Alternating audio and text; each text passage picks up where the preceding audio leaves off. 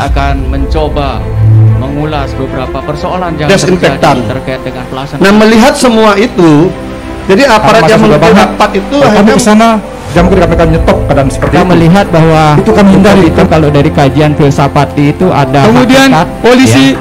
mengatakan itu spontan. Hasilan Jadi yang kebijakan spontan publik bisa itu harus di backup dengan apa yang namanya undang-undang.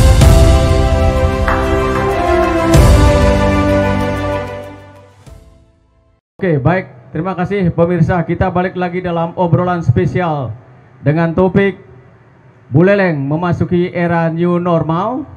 Masih dengan narasumber kita, Pak Bupati minta izin tadi karena ada urusan yang tidak bisa ditinggalkan. Beliau masih mempercayakan pada Pak Sekda Kabupaten Buleleng selaku Sekretaris Gugus Tugas Percepatan Penanganan COVID-19 di Kabupaten Buleleng. Kemudian narasumber lainnya masih utuh. Kita saat ini berikan kesempatan pada pendengar, pemirsa untuk menyampaikan saran, masukan dan pendapatnya melalui pesawat telepon di 23455. Sekali lagi di 23455 dengan topik Buleleng memasuki era new normal. Ya. Oke. Ya, halo, selamat siang. Iya, oke. Baik, sambil menunggu penelpon kita berikan kesempatan kembali kepada Pak Sekda. Tadi ada harapan dari seniman, dari pengamat sosial juga tadi sudah menyampaikan.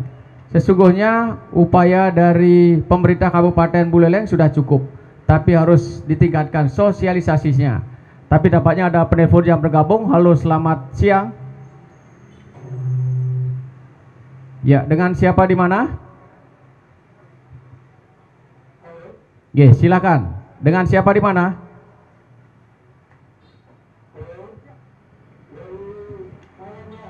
Silakan, Pak Agas.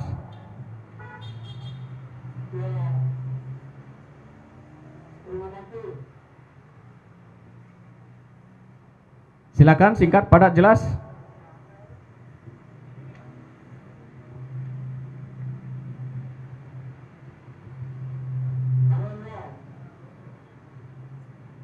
Oke, dilanjut.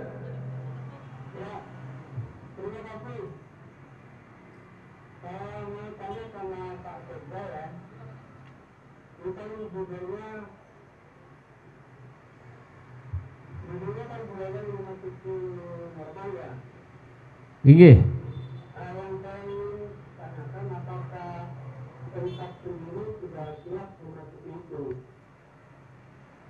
Oke, ada lagi?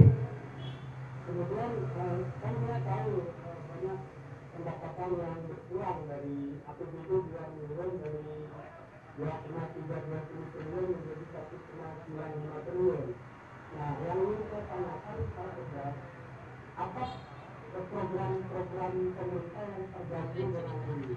Yang ada seperti ini. Kemudian yang kedua, bagaimana nanti Pemkab mengikuti anggaran-anggaran yang sudah itu sehingga program-program yang sudah dicanangkan itu bisa dilaksanakan itu. Oke, baik, terima kasih Pak Angga. Dua pertanyaan. Pertama tentang pernyataan tegas atau sikap pemerintah Kabupaten Buleleng terhadap era new normal ini. Kemudian yang kedua, program-program yang sudah terencana apakah bisa dijalankan? Tampaknya ada penelpon kedua lagi. Halo, selamat siang. Ya, dengan siapa di mana? Terputus, dicoba lagi di 23455. Buleleng memasuki era new normal dengan narasumber Bapak Sekda Kabupaten Buleleng selaku Sekretaris Gugus Tugas Percepatan Penanganan COVID-19 Kabupaten Buleleng. Ada seniman yang diwakili oleh Bapak Made Adnyana Uli. Kemudian ada Pak Dr. Arya Nugraha, Kliat Desa Adat Buleleng, Pak Dewa Suwardipe, Ketua PRI Kabupaten Buleleng, dan juga ada pengamat sosial. Halo, selamat siang. Ya, dengan siapa di mana? Oke, silakan. Yang menggunakan streaming langsung saja.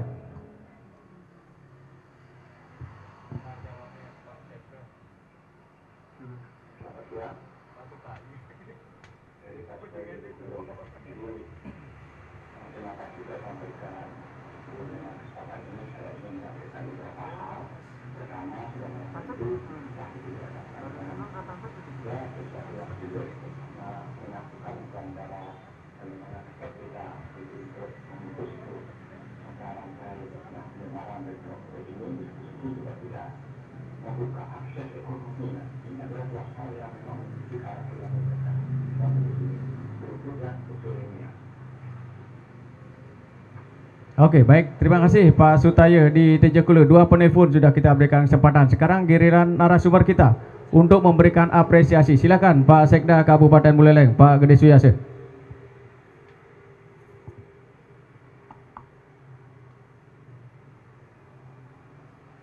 Cek. Terima kasih. Om Swastiastu. Seluruh narasumber yang saya hormati dan juga Pak Wirat serta seluruh pendengar Guntur TV maupun Radio Guntur.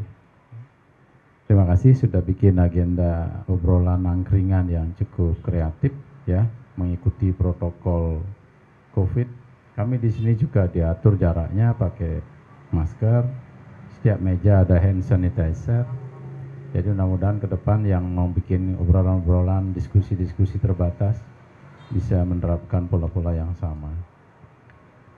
Mewakili Pak Bupati selaku Ketua Gugus Tugas, saya Sekretaris Gugus Tugas tentu ditugaskan untuk bisa memberikan apresiasi pandangan terhadap setiap masukan yang diberikan pada gugus tugas dalam rangka menghadapi COVID. Ya. Sebagai Sekda juga harus tahu batasannya.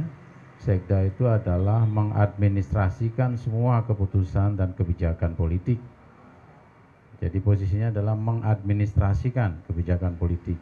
Maka oleh karena itu semua keputusan dan kebijakan akan ada di Bupati, tetapi yang mengadministrasikan sehingga bisa direalisasi itu adalah tugasnya Sekda. Jadi ini untuk dipahami. Kemudian dari sekian masukan, terima kasih, tentu kami akan bahas bersama, terutama dari para seniman yang katanya tidak ada sentuhan dari JPS. Selama ini semua berpikir bahwa JPS itu jaring pengaman sosial adalah pada masyarakat yang terdampak secara sosial dan ekonomi gitu. Tapi kalau ngomong sosial ekonomi lebih luas lagi mestinya. Jadi bukan ukuran orang miskin gitu ya. Orang terdampak karena penurunan pendapatan lalu tidak bisa makan gitu. Tapi kalau ngomongin ekonomi sebenarnya banyak program, tapi ternyata kelompok seniman tidak teridentifikasi menjadi bagian gitu. Contoh misalnya belanja bantuan stimulus usaha. Kan sekarang sedang didata jumlahnya cukup banyak. Sampai tukang suwun dapat gitu kan. Kalau tukang suwun yang sebelumnya dapat penghasilan sekarang tidak, jadi dapat. Nah, kenapa kok seniman tidak gitu kan? Ini dari sisi mananya ini yang harus dilihat. Mungkin mengklasifikasikan menjadi seniman yang secara legal standing bisa kita pertanggungjawabkan. Nah, ini yang perlu ya. Kami akan bahas segera tentang ini dengan Dinas Kebudayaan. Kemudian tadi ada insentif para medis, Pak Dokter. Saya sebenarnya sedang menunggu nih dari Permenkes. Berapa yang diakui, yang di-input oleh Direktur Bapak di rumah sakit. Di-input saja dulu siapa yang diakui oleh pemerintah pusat, yang tidak menjadi kewajiban kabupaten. Cuma yang disetujui oleh pusat ini tidak turun-turun nih Pak Dokter. Kalau tidak salah Indonesia baru 10%, so Indonesia merealisasi insentif. Mungkin yang di Jakarta paling dekat mungkin, ya, tapi di kita belum. Nanti kalau pusat sudah turun yang diakui sekian, nah yang kabupaten yang mana menjadi kebijakan itu. Karena di situ kalau menggunakan Permenkes maka yang non medis kayaknya agak sulit gitu. Contoh misalnya yang membawakan makanan ini ke ruang isolasi pasien positif ini kan bukan tamatan para medis ya. Nah, tetapi kami mencari usul di situ ada namanya petugas teknis lainnya sehingga bisa menjadi rujukan. Kami sudah melakukan itu nih Pak. Cuma nanti minta kepastian berapa orang yang ditugaskan membawa makanan ke ruang isolasi, berapa termasuk petugas ininya cleaning service yang masuk ke sana. Siapa juga mau nyapu ke ruang positif itu ya orang-orang yang sangat berisiko. Sudah sampai ke situ Pak Dokter ya. Mudah-mudahan minggu ini turun dari pusat sehingga sisanya kita yang selesaikan. Karena takutnya kalau pusat belum, kami nanti abaikan, ternyata pusatnya nggak datang. Lagi bikin SK ulang lagi, ada pertanyaan nanti dari audit. Kenapa kok bikin SK tersendiri lain lagi gitu kan? Oke. Kemudian secara umum memang persoalan COVID ini sekarang sedang berperang, sesungguhnya bukan kita sama COVID. Bahasanya bukan perang. Iya, bukan berperang. Tetapi yang terjadi versus adalah kesehatan apa ekonomi gitu. Jadi yang salah besar ini kan berversusnya atau berlawanan ekonomi apa kesehatan. Kalau kita kesehatan dahulukan, nanti ekonomi tertutup. Kalau ekonomi kita buka, nanti pasiennya tambah banyak. Nah ini betul-betul harus dihitung dengan cermat ya, baik dari sisi konseptual maupun situasi lapangan. Terkait dengan itulah maka pemerintah Provinsi Bali tidak bisa mengambil keputusan secara parsial hanya untuk sebuah kabupaten. Ini harus dipahami nih masyarakat Bali. Kalau di daerah lain mungkin bisa melakukan itu, karena ada satu kabupaten yang nol atau nihil COVID, sehingga bisa dibuka. Tetapi Bali yang sangat kecil ini tidak terkait satu sama lain. Contoh misalkan sekarang yang sedang naik data kan Denpasar, Badung. Sementara bandara tempat orang masuk dari Badung. Bagaimana kalau mereka ditutup bisa masuk ke Buleleng gitu kan? Tidak juga bisa. Nah ini contoh ya yang harus kita hadapi. Maka kemarin Pak Gubernur sudah memutuskan bahwa Bali harus dibuka bersamaan. Termasuk Pak Angga ini saya jawab bahwa Buleleng tidak bisa membuka diri sendirian. Tetapi yang akan membuka nanti Pak Gubernur. Bali akan membuka bersama. Jadi seluruh kabupaten kota di Bali akan dibuka oleh Pak Gubernur. Ya dengan tahapan, otomatis dengan analisa lah. Pasti polanya sangat bertahap. Tahap pertama adalah dibuka lokal Bali. Ini waktunya sudah akan dekat nih. Dengan catatan program pemerintah, imbauan, instruksi pemerintah diikuti dengan kesadaran masyarakat yang tinggi. Sehingga pasien COVID kita secara signifikan terjadi penurunan dan meyakinkan orang yang datang bahwa di Bali sudah terjadi penurunan signifikan. Nah ini baru bisa dibuka karena kesyaratnya memang begitu, ketika ada peningkatan ya jangan buka dulu karena nanti khawatirnya tambah banyak pasien, tambah bahaya daerahnya, tambah orang takut datang, rugi lagi membuka diri tidak datang orang. Itu jadi ini gininya. Kemudian selama ini yang jadi fokus program pemerintah adalah mengalihkan berbagai kegiatan yang ada di DPA, SKPD, OPD menjadi dana BTT, belanja tak terduga. Itu kecuali yang dibolehkan oleh pusat dua hal, yaitu pendidikan dan kesehatan. Anggarannya tidak dikurangi, sehingga harus dilakukan itu. Nah, lain dari itu harus dibawa ke BTT karena fokusnya menyelesaikan persoalan kesehatan, persoalan ekonomi, dan jaring pengaman sosial. Ini tiga hal ini menjadi. Tetapi kalau misalnya secara ekonomi nanti dengan new normal lebih membuka, ya mudah-mudahan dengan membuka di luar Bali itu bisa mendapatkan pendapatan asli daerah. Kami memahami bahwa PAD kita kami turunkan pendapatannya sekitar 51%. Jadi turunnya luar biasa ya, turun kita dari sisi PAD. Dan karena kita ingin begini, bahwa angka yang kita pasang adalah angka yang mendekati realitas. Jadi tidak bermimpi. Kalau mau kelihatan gede dan gemuk APBD bisa saja, PAD-nya gedein saja. Tapi kenyataannya uang tidak ada. Itu. Sama dengan BTT. Sumber dana BTT, belanja tidak terduga ada. Kapan saja mau cairin ada uangnya. Bukan dana yang kita pasang di angka, tapi uangnya ada gitu. Makanya saya mendengar kemarin di Guntur misalnya ada kurang air di Girimas, ya sudah saya telepon. Kenapa ada amprah? Segera amprah. Hari ini saya minta diamprah. Yang begitu tuh jangan sampai terlambat gitu loh. Orang uangnya ada, kenapa tidak diamprah gitu. Jadi ternyata sudah kemarin dibuat langsung. Setiap info saya reaksi, beri apresiasi. Tidak ada itu istilah air itu kecil loh. Ventilator aja beli kan Pak. Rumah sakitnya disulap gitu ya. Masa beli air, termasuk juga makan minum pasien. Tidak boleh itu persiapan lagi seminggu udah mau habis, sekarang udah amprah. Sehingga mendekati 2 hari masih tersisa sudah cair lagi gitu.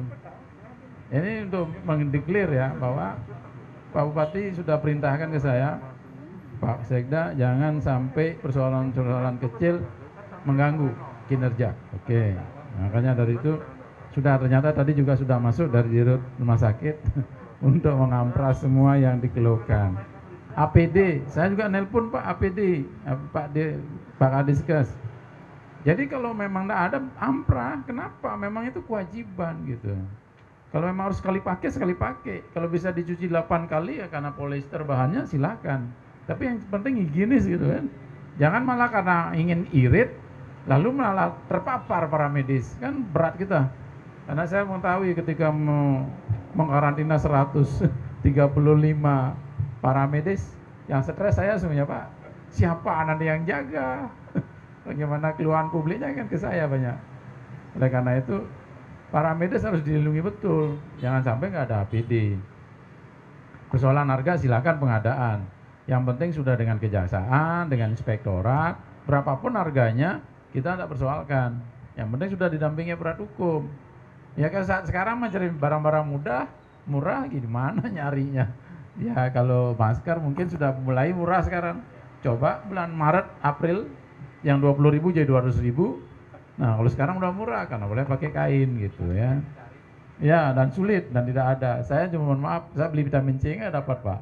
Sampai ke Denpasar saya cari apotek nggak dapat juga untuk salah satu produk di vitamin C. Kemudian membuka akses ekonomi Pak Sudayo, ya jelas bahwa pemerintah pasti tidak akan kuat juga kalau terus bertahan tanpa melakukan relaksasi.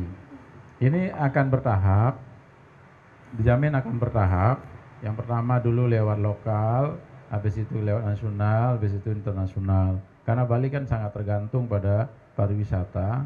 Maka dari itu dengan adanya situasi yang sekarang, kita berharap ada banyak dari tamu dari luar bisa hadir, tapi dengan keyakinan bahwa mereka tidak membawa penyakit atau tidak terpapar COVID. Saya pikir itu. Tapi dari sisi data, untuk diketahui, Buleleng yang kita garap nih ya, kalau data di salah satu media per hari ini, ya data yang ada di media itu kan Buleleng 104, itu adalah data gabungan dari yang terpapar COVID beralamat Buleleng yang digarap oleh provinsi.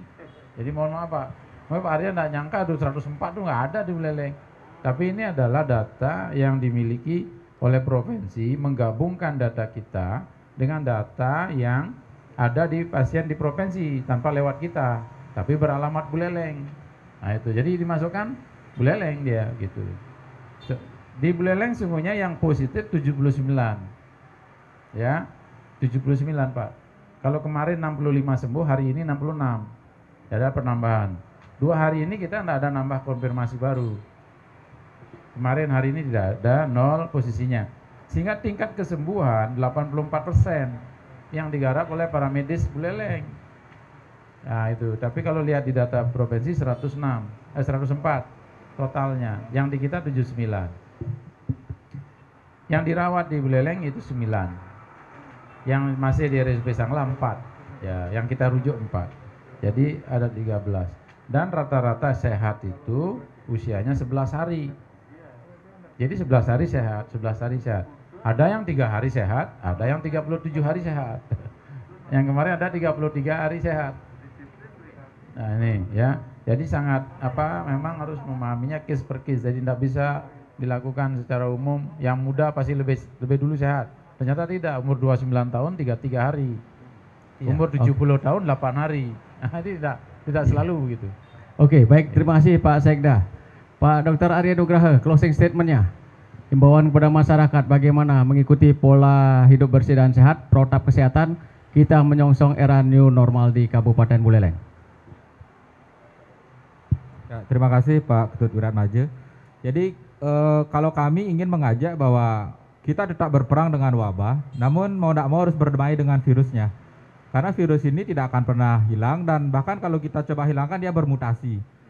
Nah bagaimana kalau kita ingin untuk tetap memerangi wabah? Ya jelas kita harus punya kekebalan komunitas, namun saat ini vaksin belum ditemukan. informasi terakhir teman-teman Eijkman itu mungkin sekitar Februari baru keluar vaksin yang paling cocok dengan strain di Indonesia. Nah sebelum itu ada gimana? Ya kembali ke protokol ketat yang direkomendasikan oleh WHO. 3 itu selalu prinsip jaga jarak, masker, dan cuci tangan. Kemudian pemerintah daerah harus melakukan analisis mana yang menjadi prioritas dibuka, mana yang paling belakang. Kemudian setiap kantor harus memiliki infrastruktur seperti tadi, termoscan, kemudian cuci tangan, masker, dan ada ruangan khusus seandainya ada yang mengeluh infeksi saluran pernapasan atas. Jangan lupa juga mungkin melalui Pak Sekda saya sampaikan seandainya new normal ini diterapkan, rumah sakit semakin sulit harus karena ada risiko peningkatan kasus. Itu logis, sudah dianalisis. Dan satu lagi dari rekomendasi WHO, jangan sampai ada lagi kasus impor. Kita biar bisa fokus ke lokal transmisi ini. Nah, jadi sekali lagi kebijakan wilayah tetap ada wewenang pada pemerintah, namun kita di bidang medis selalu memiliki peran untuk memberi masukan. Karena memang secara teknis kita banyak bergelut di bidang medis seperti ini.